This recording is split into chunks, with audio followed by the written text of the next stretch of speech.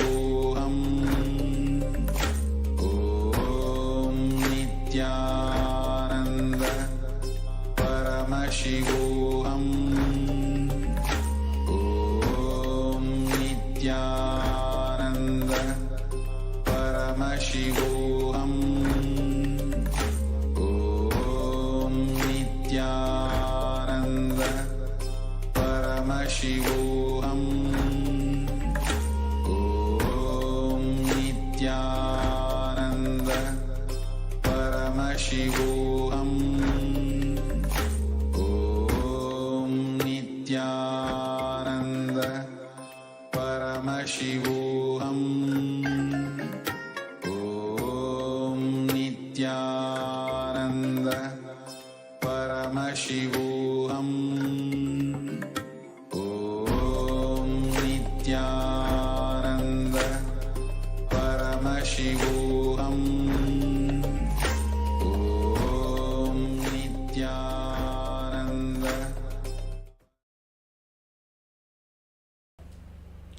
What are the plans you have put down for this next 1 year?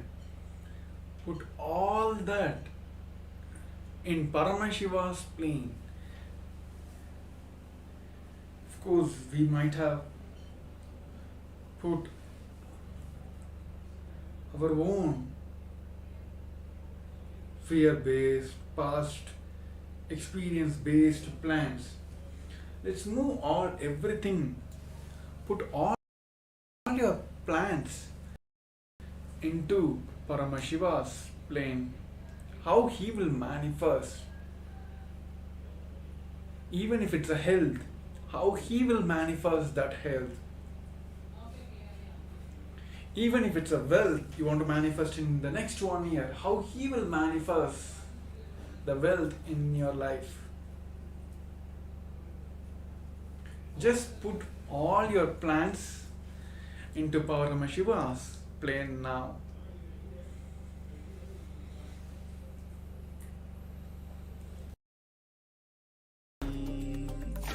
Om Nithyananda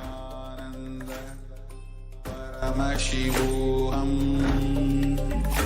Om Nithyananda Paramashivoham. Om Nithyananda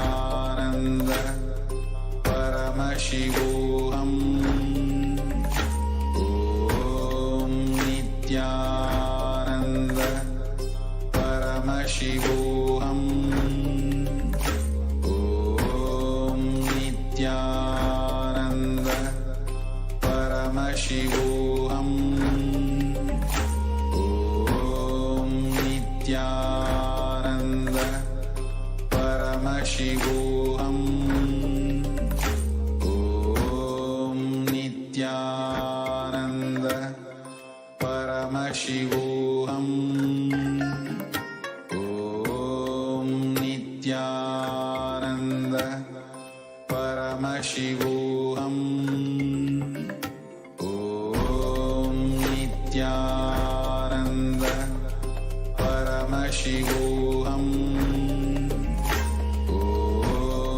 Nithyananda Paramashivoham. Om Nithyananda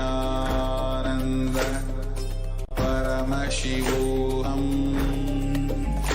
Om Nithyananda Paramashivoham. Om Nithyananda Paramashivoham. Om Nithyananda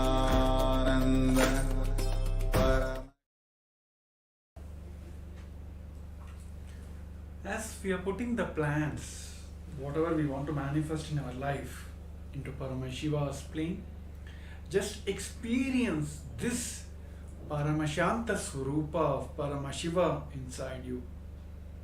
Just declare this every time you offer your plans about everything in this way into Paramashiva's, Paramashanta's plane. He will just bless the entire planets to make them and make your plans into reality. So this is the best way that all of us will manifest the reality we want to manifest in our life. Whether it's about health, or you want to pass down in your exams, or whatever the reality you want to manifest in your life, every time offer this as in the Paramashiva's Paramashanta plane. With that, you will just bless the entire world, entire universe, to make that into reality. So let us practice this, let us experience this Paramashanta Swarupa of Paramashiva always inside us.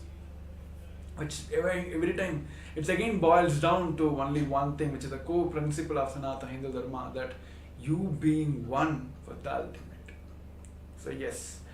So with this powerful space, let us enter into the power manifestations. So now we'll be entering into one more round of our manifestation, where we're all going to manifesting the power of third eye. So I'll be projecting an image for you, for all of you to manifest. So I request all the participants to quickly get ready. Prepare your pen and paper. I hope everyone keeping it ready all the time, because every Jnana segments we're going to have here for our manifestation right off of that. So yes, so let's get ready. Let's put your eye bands. With that powerful experience of having Paramashanta Swarupa of Paramashiva inside us, with that strong, powerful space, let us intensely visualize Swamiji himself is manifesting through your third eye. Let you become one with him in that complete surrender and oneness. Let us chant the Mahavakya, Om Nithyananda Paramashivoham. Om Nithyananda Paramashivoham. Om Nithyananda Paramashivoham. Om Nithyananda Paramashivoham. Let's continue chanting the Mahavakya intensely.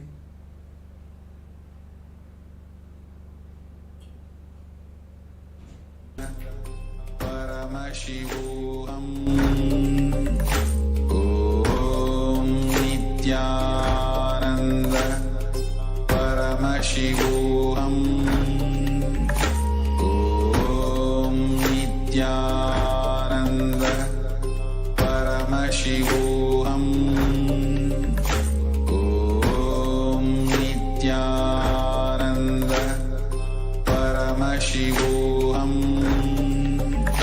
Om Nithyananda Paramashivoham. Om Nithyananda Paramashivoham. Om Nithyananda Paramashivoham. Om Nithyananda Paramashivoham. Om Nithyananda Paramashivoham. Om